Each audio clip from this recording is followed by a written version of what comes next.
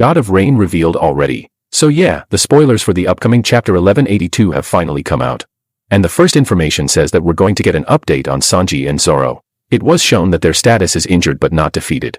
If you remember, in recent chapters, IMU managed to attack these two, causing massive damage to them. Sanji was kicked by IMU, while Zoro was struck using IMU's omen. The nature of this attack feels very different from standard haki, almost like a form of ancient authority or a power that directly affects existence itself. There's also a strong possibility that Zoro resisted part of it using his conqueror's haki subconsciously, while Sanji's genetically enhanced body reduced the damage. Although these damages are critical, we can still breathe a sigh of relief because they are only injured. This could be setting up a comeback moment where both Zoro and Sanji unlock a higher level of their abilities, especially since neither of them has gone all out yet in this arc. In the next information, it is said that the scene returns again to the battle between IMU and Loki. It will be shown that Loki combines the lightning power of his devil fruit and the ice power of Ragnir to attack IMU, which is then counterattacked by IMU using a fireball. This combination of lightning and ice could hint at a storm-based or even world-ending ability, suggesting that Loki's fruit might be mythical Zoan in nature. Most likely, the fireball mentioned in this spoiler refers to the omen, since currently this black flame is the only attack shown by IMU. That black flame could represent something beyond destruction, possibly erasure or divine judgment, similar to how entire locations have been wiped out before. So, I wonder what state Loki is in at this moment, because in the last chapter we saw him transform into Nidhogg. And since it said that he used Ragnar, then he probably managed to hold that hammer again. It's either he returned to his normal form, or he is now in a hybrid form.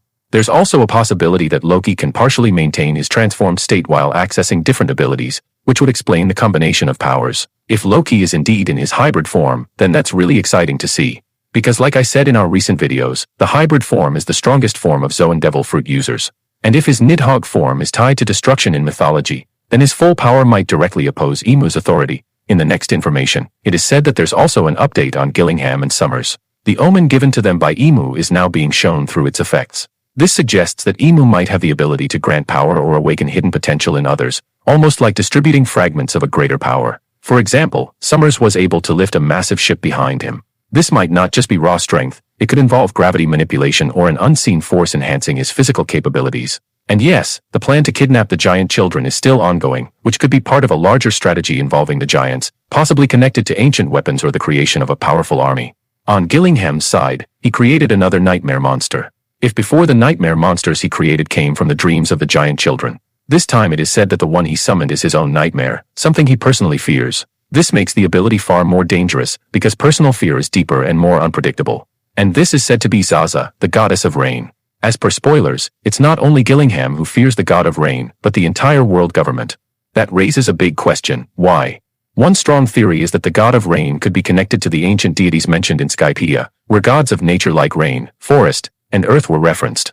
Another possibility is that a catastrophic flood event occurred during the Void Century, and this entity played a role in it. Could this be the reason why the world government chose the Red Line as the place to build Mary Geos, so that they wouldn't be reached by floods? This idea also aligns with the geography of the world, where the highest land is controlled by the world government. Anyway, in the next information, it is said that this nightmare monster, the god of rain, caused flooding in Elbaf, where it easily flooded several villages. This level of impact suggests that the nightmare is not just an illusion, but something capable of affecting the real world.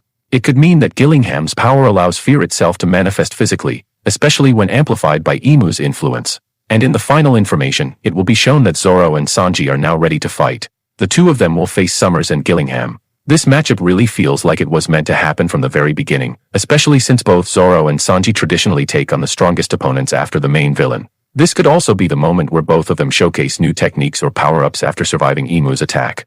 What's really curious is who will face the so-called god of rain, Zaza. Will the remaining giants work together to fight it? That would highlight their unity and strength as warriors of Elbaf. Will Jinbei and Frankie's group defeat it?